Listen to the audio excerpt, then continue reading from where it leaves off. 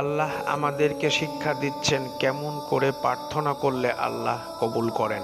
সূরা বাকারা আয়াত ৪৫। তোমরা ধৈর্য ও নামাজের মাধ্যমে সাহায্য কামনা করো, নিশ্চয়ই উহা কঠিন কাজ বিনীতগণ ব্যথিত।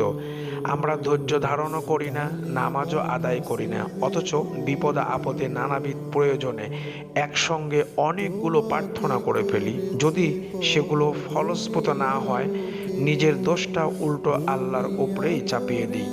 ইচ্ছামতো বলতে থাকি, আল্লাহ আমায় সাহায্য করলেন না, আল্লাহ আমার কথা শুনলেন না, ইত্যাদি।